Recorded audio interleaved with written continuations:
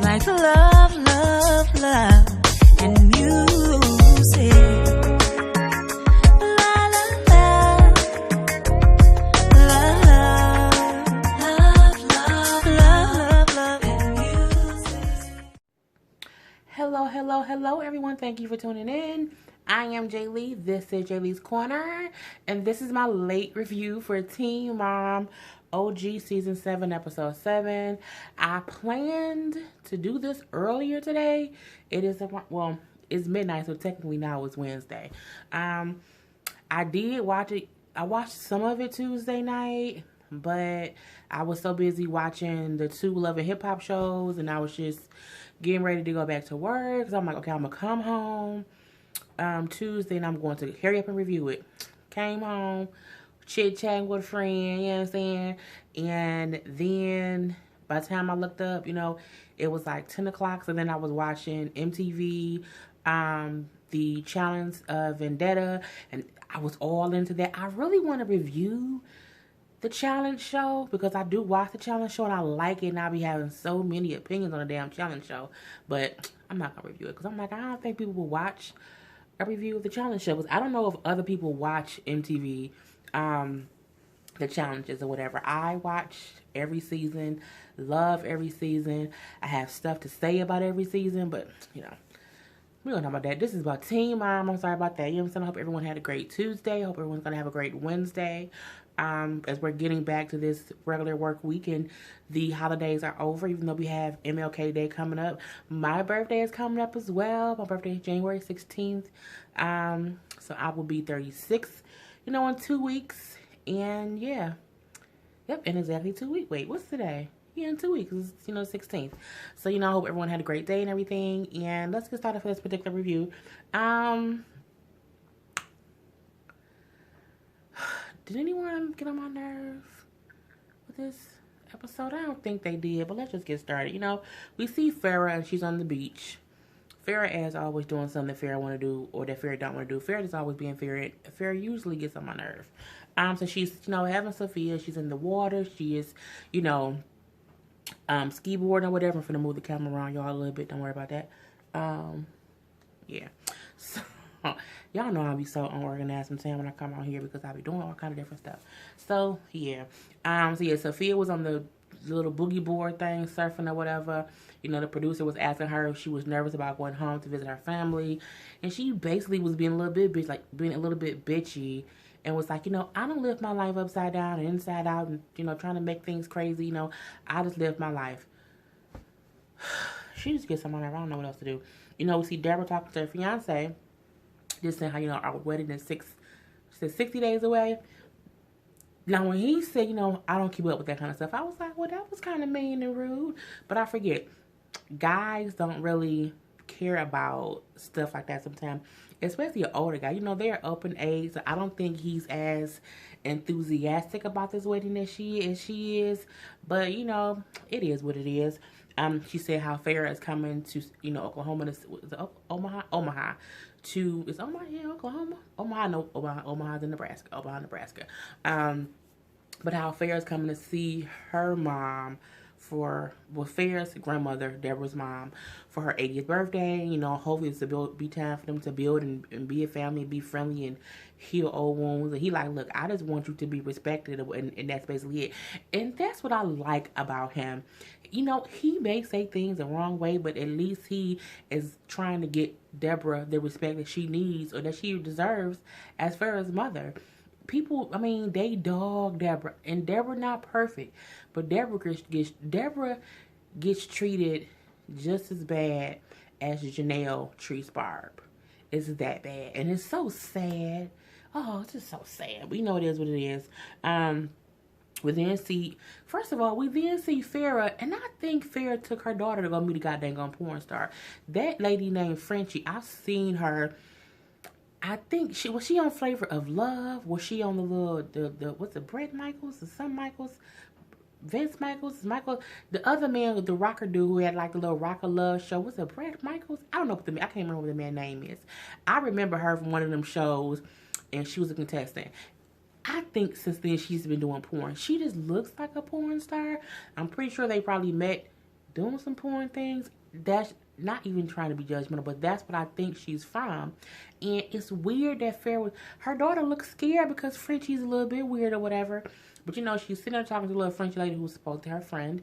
And Farrah don't have no real friends. She doesn't. Farrah is boring. Farrah doesn't have any friends, and I think the only reason she shoots with her parents is because she don't have anybody else to shoot with. She don't have a boyfriend. She doesn't hang around Sophia's dad's people, so that's not a storyline. And her only storyline is how she hate her mama. That's basically it, because they can't show her doing her adult entertainment stuff. So I'm like, why the hell is she even still on the show? But I digress. It is what it is. Anywho, she's talking to Frenchie, and she's talking about how she does not like her mom, how they're going on this trip, but she invited her dad, and she invited her dad's girlfriend, and friend like, oh, that's cool, so your mom and dad both have someone there, it's good that they're both dating someone else. She's like, well, no, I'm not inviting my mom's boyfriend because I don't like him, he's weird. And she's basically sitting in front of Sophia talking dirt about her mother and about her mother's fiance. And the things that I don't get is, it's like, do she not see Sophia is hearing what she's saying and she's soaking it all in, and that's how she acts towards Deborah?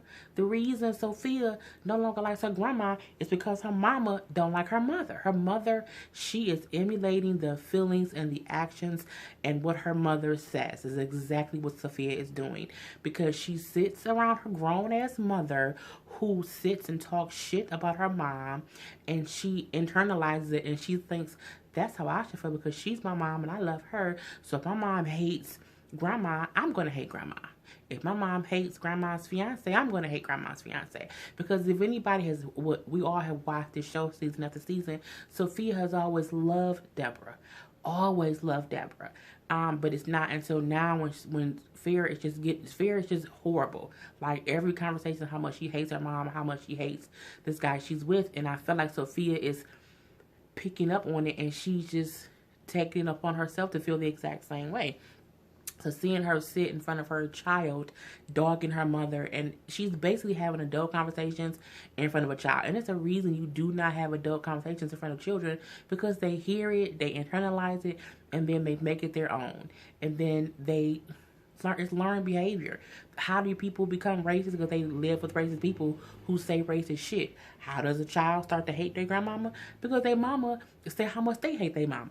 You know what I'm saying? It's a learned behavior. So to me, I'm looking like, for that reason alone, Farrah is a bad parent, because she doesn't even know. You can talk as much shit as you want about your parents, or do whatever you need to do, but you don't do that in front of your children. You never taint the relationship that your child has with other people solely based on your feelings about that person. Deborah not a bad person. She's not a murderer or killer. She's not gonna hurt that little girl. You and her just don't get along. But there's no reason for you to deny your child a relationship with her grandmother because you and your mom can't get along because you're a bitch. Okay? I ain't gonna go off, but I how I get sometimes. So they then are, going back to Omaha to see the grandmother, but they can't film with the family. But in the car on the way to the little family meetup or whatever, Sophia is saying, like, I hope David isn't there. I don't want him to be there. He better not be at the party. I don't want to see him. She's saying the exact same things she's heard her mother say. She's saying what she thinks her mother wants to hear her say, because it's what her mother says. That little girl ain't a bit more care about David and if he around than a man on the moon. That little girl does not. Come on, I don't. It's stupid. So, even when they're walking up to the party, and then Sophia is still saying, like, David better not be here, and feel like, yeah, we don't associate with weirdos. You should be teaching your child to be understanding of different people. You should teach her to be understanding. You're basically teaching her to not tolerate different people, is what you're doing. Is it tolerant that she's supposed to be? And I'm not saying you're supposed to teach your children to ignore bad behavior, but you can't have a child saying they don't want to be around an adult because they're different. And you just don't like David because he called you on your bullshit. So it's frustrating to me to see, Sophia do that because she's doing it because of her mom. So that part kind of pissed me off. So the next thing we see is, Farrah invites her mom to dinner. So it's her mom, and Sophia. So her mom's like, oh yeah, we're getting ready for the wedding and things like that. David's at work. As Farrah said, where's your boyfriend? He wasn't at the party. And she says, oh yeah, he's at work. We're getting ready to do the wedding. And she shows her a picture of her dress. And, it was a okay, vibe or whatever. Sophia little ass, look, when I tell you that little girl scared me like a little Annabelle doll, she does. I mean, she was sitting there and she looked like, a scary ass Chucky doll. And she was just making noises and it was weird. And then she was just looking all up in space. She was punching herself. That little girl need therapy. Look, and I don't like talking about children. That little girl is scary. I don't know if she's the little ring little girl, the Annabelle little girl, this children of the corn. I don't know what the hell it is, but that little girl frightens me, and I would not want to be in a room alone with her in the darkness. I just would not. And, Farrah noticed that she's like just acting different. So she takes her to the bathroom, and then she's like, I can tell that something's wrong. What's wrong with you? And then Sophia says, I don't want, if grandma marries David, I never want to see her again. I don't want to go to the wedding. And then Farrah like, okay, you know what? I hear you because I listen to you. I get it. Tell that little girl to shut up. Tell the little girl to be in a child's place. It's a learned, she too young to not like somebody. Girl, it's your damn fault, Farrah. I just can't, She gets back to the table and, Farrah's like, well, Sophia's upset. She doesn't want to go to the wedding. She doesn't want you to marry David.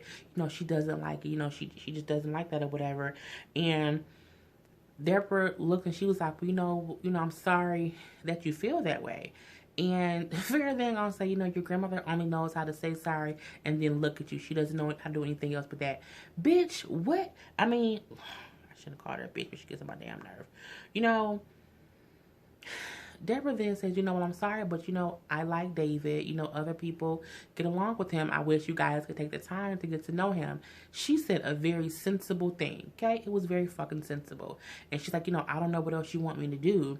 And then Farrah all up in arms, like, I don't think I should have to tell you what to do, you know what I'm saying? But if we're not at your wedding, you'll know why. And, Deborah's like, I don't like people giving me ultimatums, because Farrah was basically saying Sophia just said that she doesn't want to come to your wedding and that she doesn't like your fiance. So you should just not be with him. That's what she basically said, which is why Deborah said she doesn't like ultimatums. Farrah, kiss my ass and go slide down the iceberg, because it ain't no way in hell that you trying to tell your mom that she should choose to not be with someone because your daughter don't like that man. Your daughter don't like that man because you are a bitch to him and you talk about him and you don't like him. You are the reason your daughter don't like that man. If your daughter never heard you say or never saw you act as if you don't like him, she wouldn't give a hell, because that's her grandmother. She wouldn't care. Point blank until the period. And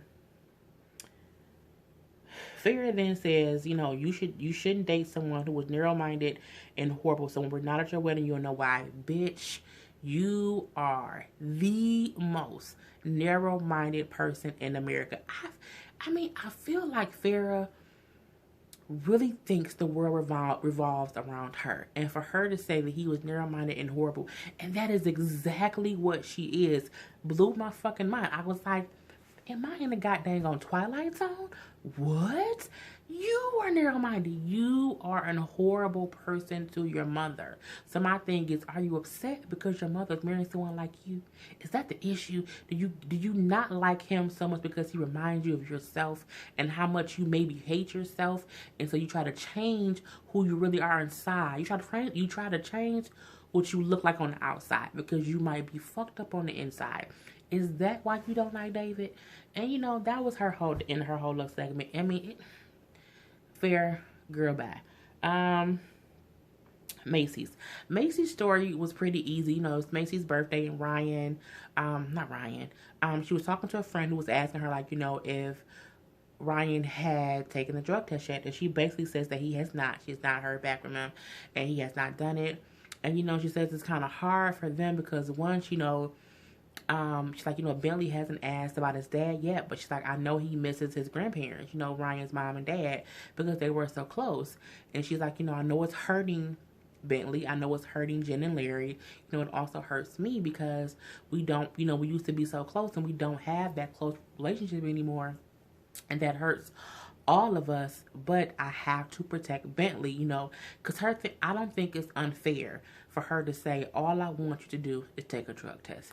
If you can pass the drug test, you can come get him for a couple hours. I have no issue with that. If you can't pass a drug test, you should not see your child when you are fresh out of rehab because you're not even sober and with a clean mind.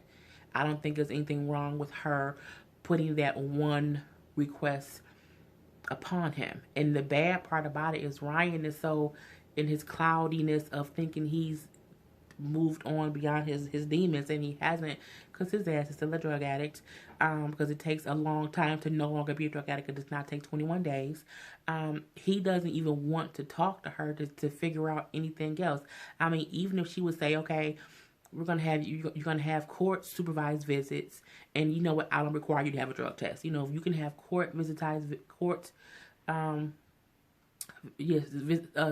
supervised visits per the court, that's different. Her thing is she does not want him to be alone with Bentley if she can't guarantee that he's sober.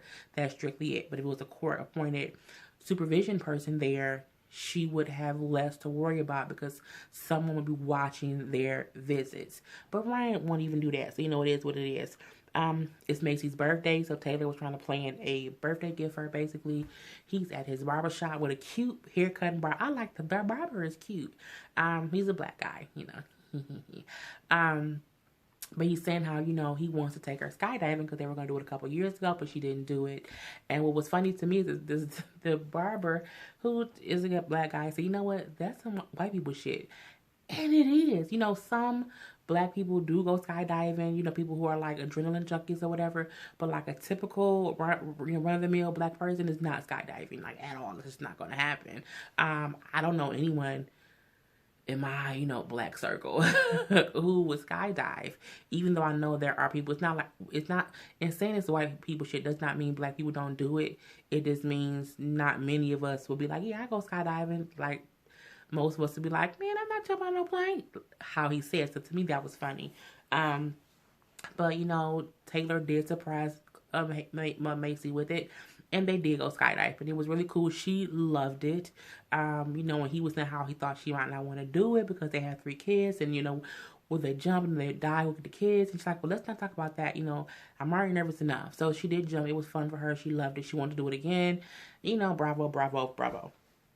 The other part of her little story was we saw Ryan. And Ryan and Mackenzie were going to be taking wedding photos. And the producer was like, why are y'all taking, engagement photos? And she said, well, why you gotta take an engagement photos when you're already married? And then Ryan was like, well, because, we haven't had a wedding ceremony. I mean, you had a wedding. It wasn't much, but you had one. And, I feel like Ryan's still getting high. Solely because the whole scene of him sitting there talking with Mackenzie. And Mackenzie was like, okay, we have to go there at 6. Okay, well, we have a while. And she's like, well, no, you need to go get dressed so we can go. And he was like, okay. And then he sat there and was like messing with his little toy car or whatever. Like, did you go to the mall? Did you spend some money? You have any money left? Well, how much money do you have left? I'm like, why are you concerned? It was weird. She was looking weird at him. Like, she was trying to not talk about something. He was kind of a little bit spacey. To me, Ryan has not changed. He still seems like he's high. Like he just spaced out or whatever. And then they kind of got into like a little bit of a, I guess, argument to say what it was.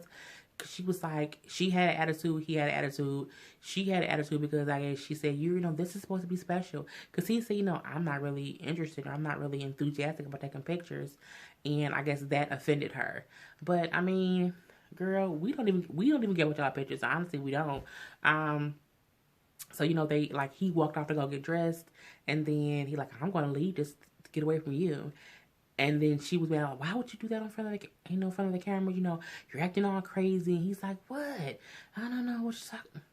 I think his ass still getting high. I think she maybe still getting high too.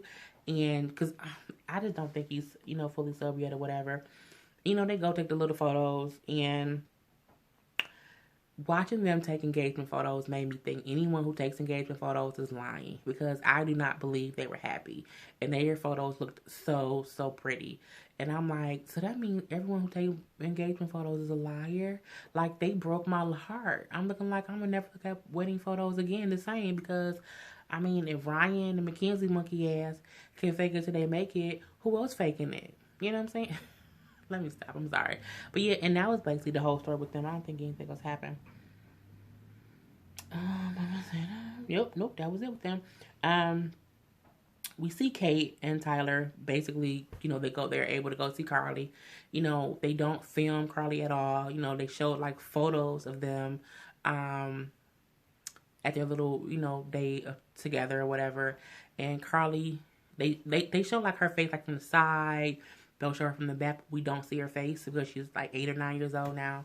Um, it looked like they had a great time. It looked like she really enjoyed being with them. You can tell that Kate and Tyler both had a very, very hard time having to walk away and leave her.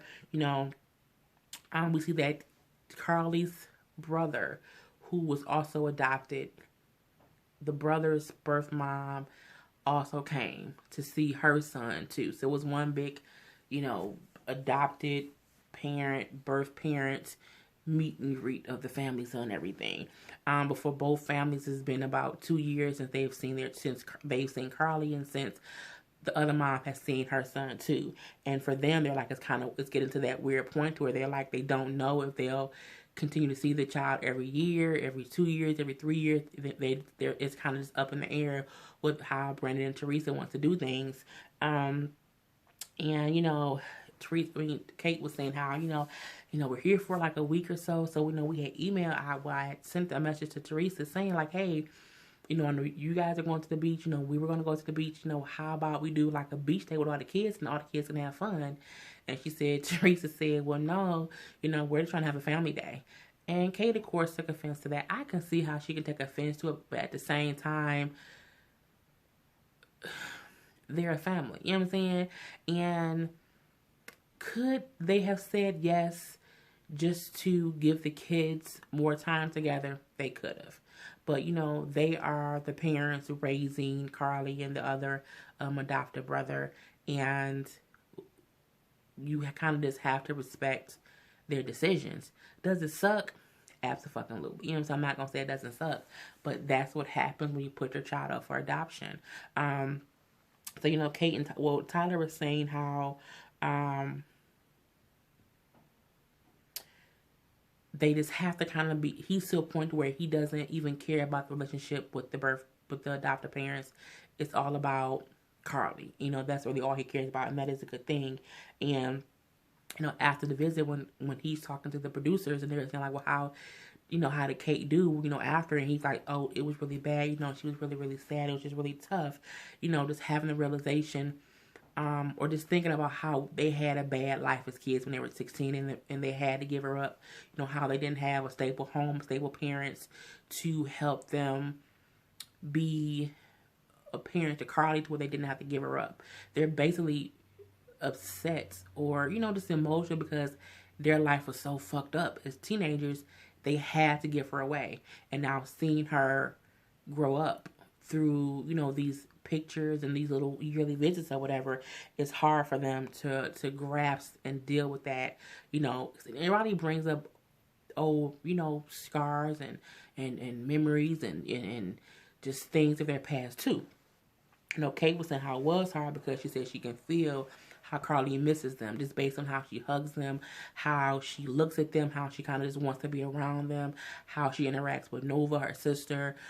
She said so it's hard to see them two together, Nova and Carly, knowing that they're sisters, but they won't be raised together.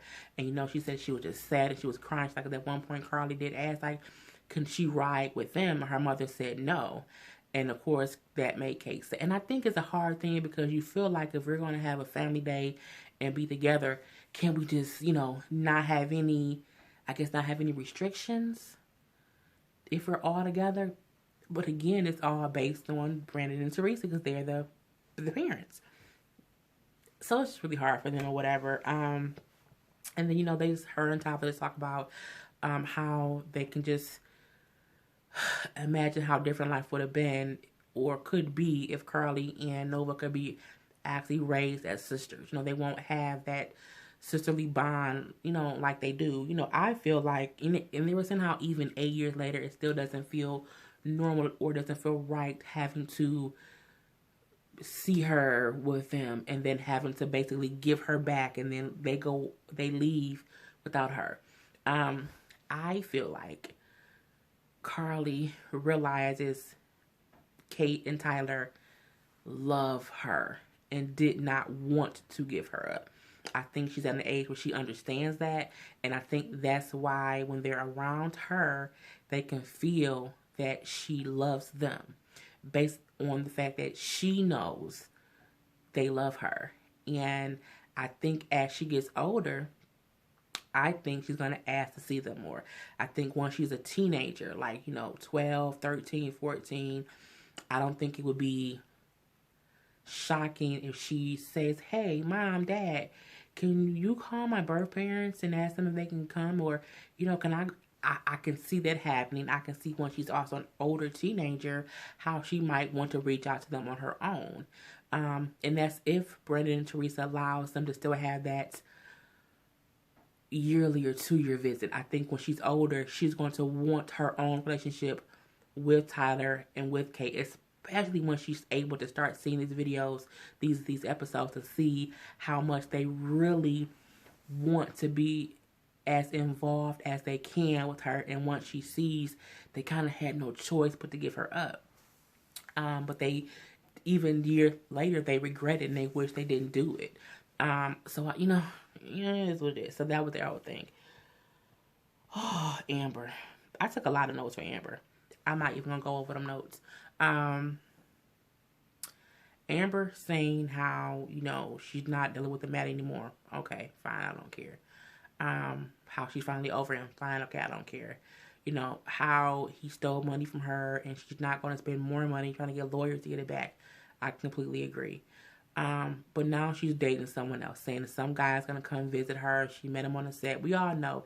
And the reason I'm not going to go over it because we all know that she met this man on that TV show that she was on. It was like a family boot camp show. I thought it was a marriage boot camp. It was really family boot camp. So the season probably just hasn't aired yet. And, she met the guy on the show. He's coming up to visit her. She needs a distraction. He's nothing like mad. He's going to come up for a few days. It is what it is. She wants to meet him off camera. I just feel like this. Amber moves too fast. Period. Okay, the guy comes there. I think his name is Andrew. And, the producer even said, like, are you ready to date, after such a big breakup? And she's like, I've learned so much from dating Matt. He's definitely not another Matt. You know what I'm saying? I learned my lesson. No, you didn't, because you're pregnant by this man already. And I think that's crazy. You know what I'm saying? We see how Gary was saying how Amber isn't really an active parent. And we see it too because she was saying how she really has not been able to see her daughter because she's been so depressed because her and Matt broke up and she's been dealing with her depression and blah blah blah blah blah. Gary is saying how she's basically a comical parent. She has these spurts over and he like it's a continuous cycle where she comes and goes as she pleases because I'm the constant. And we've seen that too, and I think that's true even without her prison sentence stuff. I think she's like a father. She comes and goes as she pleases. And it doesn't mean that she doesn't love her daughter. We know she loves Leah to death. But I think she has so many internal issues that she deals with in her own life that she uses those issues as reasons to not be around her daughter. Case in point, how when she goes to see Leah later on and she has to do it, Andrew drop her off, which is weird to me. And Gary is saying, like, you haven't been around much. And she's like, well, yeah, I was just depressed. I haven't been around, I was just depressed about Matt. I didn't want her to see me like that. You can't use that as an excuse. You know what I'm saying? She was saying how, I don't want her to see me cry. And Gary said something to me that was very, very true. He said, he came in your life, he stole some money, y'all broke up, it's hurt, it's gonna suck. That's what that's what it is. It's gonna be tough because breakups are tough, but you can't, you still have to be a mom. And she does. You know what I'm saying? You know, seeing her on the couch talking with the dude Andrew, talking to the producers, and she's such in a giddy, happy mood. They're sitting there on the couch. You know what I'm saying? He's all comfortable. He looks weird to me. Okay, like he died. But so did Matt. So she has a weird ass taste. You know, but they're sitting there, they're like holding hands and like interlocking their hands. You don't know that man unless you have been dealing with this man and you just haven't told anyone, the same way you did with Matt when Matt just popped up out the blue and you're like, we've been talking for some while, I just had him off camera. So I'm like, you can't be all lovey-dovey holding hands with some man in your house after like 2 or 3 days. And how do you even have a man in your house? You don't know him. What if he's a murderer? I've learned my lesson. I'm gonna do a background check. A background check won't pull out if he kills. Well, it might pull out if he kills somebody, but not if he didn't get caught. I just think Amber moves too fast. Amber moves from situation to situation to situation. You know, she broke up with Matt. She was saying, I'm devastated. You know, I have to take some time to get over it. You know, we were together for 2 or 3 years. And you've already basically moved on to this new man who's not in your house. And he dropped you off to your baby daddy house. And I'm like, why couldn't you just drive yourself? Why would you have him drop you off? I mean, why? Because Gary said, do you have a chauffeur now? Or is that the new guy? And she's like, well, you know, we're friends. And I took a whole bunch of notes. You know, and there was one point when, you know, she was visiting Leah and then Gary was like, you have to communicate, but, you know, you can't just like not come around or whatever. He even at one point asked her like, when you gonna handle the child support? She owes him like $9,600 in child support. And she's like, oh, I'm gonna pay it, you know, I'm gonna get it all together next week. It is what it is. He like, if you don't have it, it's fine. She's like, no, I have it. I definitely have it. It's no problem. I'll get it to you. So you've been so consumed with Matt and this new dude, you ain't paid the damn child support. Amber is like a deadbeat daddy. And it's crazy because it's the weirdest polar opposite thing where you're on team mom, but you're like a deadbeat dad. You know what I'm saying? You're a good deadbeat dad because we know you love your daughter, but you have these deadbeat moments. And your deadbeat moments be some bullshit, I'm telling you. And, you know, when she's saying, you know, I just don't want Boo Boo to seem like this. I want her to, you know, not be weirded out or whatever. You're like, well, ask, because she's sitting right there. And she says, Boo Boo, are you okay with me and Matt not being together? And I'm like, that ain't even a goddamn point. Like, you should ask her, how does she feel about her mother not being around? That's the question you should ask her. How do you feel that I haven't been around? Like, are you sad? Like, do you understand my mom? You should ask her about you and her. It should not have had shit to do with Matt. That girl don't care about you and that man. She doesn't. She just wants to see her mama. And, you know,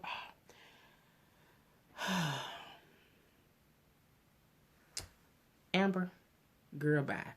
And so that's all that really happened with her thing. You know, we're going to see more of the new boyfriend, so I'll talk about him more in the next episode, in the next review. And that's kind of my whole thing, my whole review. So, I hope you guys enjoyed. I will see you guys tomorrow. I am Jay Lee. This is Jay Lee's Corner. Peace.